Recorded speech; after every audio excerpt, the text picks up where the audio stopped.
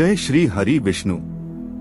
वासांसि जीर्णानि यथा विहाय नवानि गृह्णाति नरो प्राणी तथा शरीराणि विहाय जीर्णा न्यायानि संयाति नवानि देहि। अर्थात जैसे मनुष्य अपने पुराने इन वस्त्रों को त्याग कर दूसरे नए वस्त्रों को धारण करता है, ठीक वैसे ही जीवात्मा पुराने शरीर को त्याग कर दूसरे नए शरीर में प्रवेश करती है। आप सभी दर्शकों का हमारे YouTube चैनल डिवाइन नोइंग पर स्वागत है।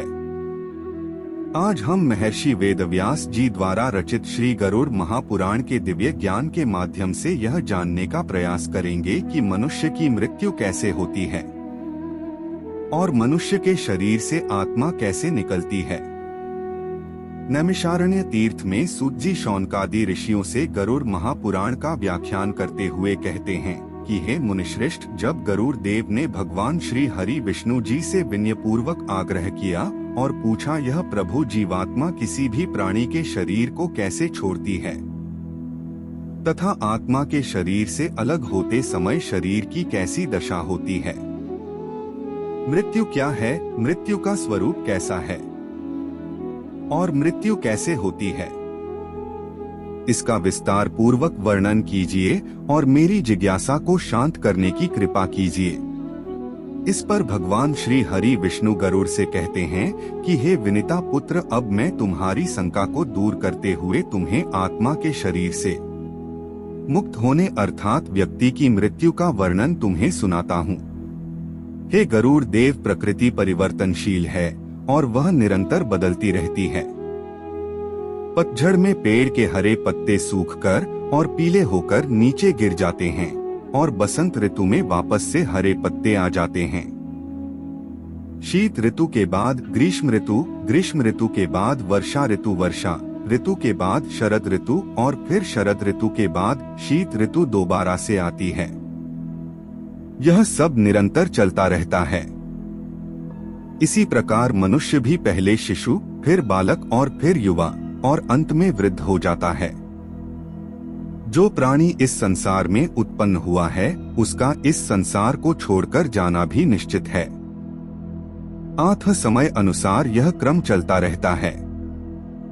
इसी क्रम में जब व्यक्ति अपनी आयु को पूर्ण कर लेता है और संभावित मृत्यु के द्वारा उसका इस संसार को छोड़ने का समय निकट आता है, तो आत्मा के शरीर से मुक्त होने से पहले उस व्यक्ति के शरीर में कई प्रकार की व्याधियां अर्थात रोग उत्पन्न हो जाते हैं, जैसे कि मस्तिष्क का रोग, आंखों का रोग, नस का रोग, मुख का रोग, गले का रोग, हृदय रोग, उदर रोग, पैरों का रोग इत्यादि कई प्रकार के रोग हो जाते हैं।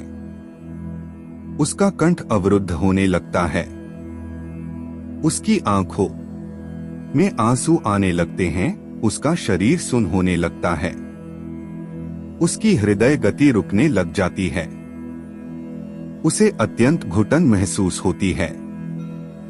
उसने अपने जीवन में जो भी शुभ कार्य किए और जो उसके जीवन में घटनाएं घटित हुई होंगी, उन सभी का की भांति उसकी आंखों में दिखता रहता है।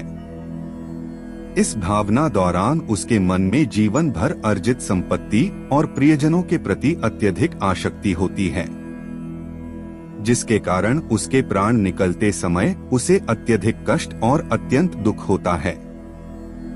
इस समय वह अपने प्रियजनों को पुकारता है और उनसे बात करना चाहता है, उनसे कुछ कहना चाहता है, लेकिन सामर्थ्य विहीन होकर कुछ कह नहीं पाता और उसकी बातों और संकेतों को पास बैठा कोई भी व्यक्ति नहीं समझ पाता है, जबकि उसके दिमाग में स्मरण होता रहता है। यह सब एक चलचित्र की भांति चलने लगता है। तब वह सांसों को वापस लाने के लिए संघर्ष करता है।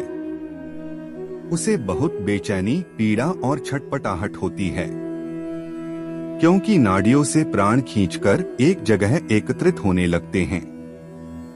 उसकी पांचों इंद्रियां अर्थात स्पर्श, स्वाद, गंध, दृष्टि और श्रवण की इंद्रियां एक एक कर शिथिल होकर लुप्त होती जाती हैं। श्रवण शक्ति सबसे अंत में लुप्त होती है। जब प्राण निकलने वाला होता है, दम घुटने लग जाता है। तो एक प्रकार की मूर्छा आ जाती है। एक बिच्छू के काटने से मूर्छा आ जाती है। उसी एक बिच्छू के काटने से जितना दर्द होता है, उसके कई गुना बिच्छू के काटने का दर्द उसे महसूस होता है। तब उसके प्राण निकलने के लिए यम के 2 दूत आते हैं। उसके अवचेतन शरीर से उसके प्राणों को बाहर खींच लेते हैं। यह प्राण आत्मा है। व्यक्ति के शरीर में 9 द्वार अर्थात 2 आँखें, 2 कान, 2 नथुने, 1 मुख और 2 मलमूत्र त्यागने के द्वार होते हैं, जबकि एक ब्रह्मरंध्र होता है जो सिर के मध्य भाग में होता है। यह 10वें द्वार के रूप में जाना जाता है। जब व्यक्ति की मृत्यु होती है तो यम के दूत आत्मा को इन्हीं द्वारों से शरीर से बाहर खींचते हैं। यह सब मनुष्य के कर्मों पर निर्भर करता है कि उसकी आत्मा किस द्वार से शरीर छोड़कर बाहर निकलती है। जो लोग श्रेष्ठ योगी, संत, महात्मा, ऋषि, मुनि और भगवान की भक्ति मार्ग पर चलने वाले होते हैं, उनकी आत्मा अपने आप ब्रह्मा रंध्र से देह का त्याग करके बाहर निकल आती है। जो लोग धर्मपरायण, भागवत कथा का प्रचार प्रसार करने वाले और मधुर वाणी वाले होते हैं, उनकी आत्मा मुख्य द्वार से बाहर निकलती है। जो लोग सदाचारी और भागवत कथा सुनने वाले होते हैं, उनकी आत्मा कान के द्वार से निकलती है। जो लोग सत्यकर्मी और दूरदृष्टि वाले होते हैं, उनकी आत्मा आँख के द्वार से निकलती है। जो लोग अच्छी विचारधारा और सहयोगी स्वभाव वाले होते हैं, उनकी आत्मा नाक के द्वार से निकलती है। और जो लोग अत्यंत पापी, क्रूर, गंदी विचारधारा वाले, अत्यधिक झूठ बोलने वाले और दूसरों का अनिष्ट करने वाले होते हैं, उनकी आत्मा को यम के दूत मलमूत्र त्यागने वाले द्वार से बाहर खींचते हैं। जब आत्मा मुख से निकलती है तो मुंह से झाग या फेन निकलता है। जब आत्मा आँख के द्वार से निकलती है तो आँखें उभर कर बाहर निकल जाती हैं। जब आत्मा कान के द्वार से निकलती है तो कान से मवाद या मेल निकलता है। जब आत्मा नाक के द्वार से निकलती है तो नाक से गंदा पानी निकलता है। और जब आत्मा मलमूत्र त्यागने वाले द्वार से निकलती है तो इन द्वारों से मल व मूत्र बाहर निकल आता है। इस प्रकार यमदूतों द्वारा उनके आत्मा को शरीर से बाहर निकालकर अलग किया जाता है।